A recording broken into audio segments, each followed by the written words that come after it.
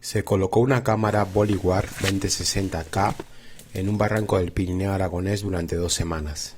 Aquí vemos el barranco, está conformado por piedras de gran tamaño.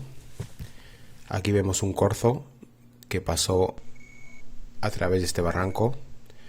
El gato montés apareció el primer día, unas horas tras la colocación de la cámara.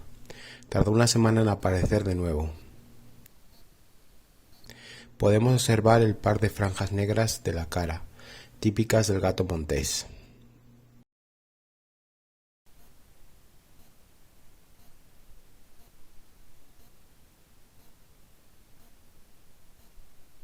En la cabeza, por detrás hasta la nuca, vemos un patrón de líneas negras, rasgo identificativo del gato montés. Línea dorsal oscura que llega desde el final de la nuca hasta el principio de la cola. Otra de las características más conocidas del gato montés es su cola. Esta es gruesa y roma en la punta, dándole un aspecto de robustez. Ahí vemos la cola del gato montés en detalle.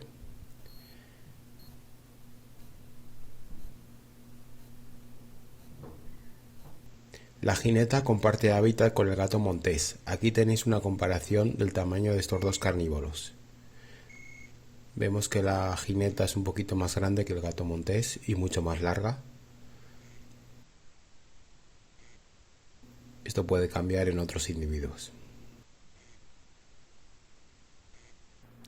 Colocación de una segunda cámara en el barranco. Se trata de una Browning Recon-Force Elite HP5. Observo una mayor nitidez nocturna y mejor iluminación de la Browning con respecto a la Bolívar. Ese es mi parecer. ¿Qué crees? ¿Qué creéis vosotros? ¿Hay una diferencia notable de calidad?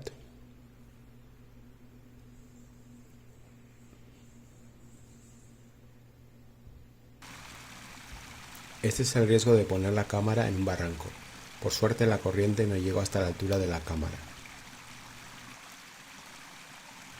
En este caso pues se acumuló bastante agua durante poco tiempo y bajó esta agua a través del barranco. Un ratón de campo, posible presa del gato montés, recorre las rocas y no mide el riesgo de un aumento del caudal del agua.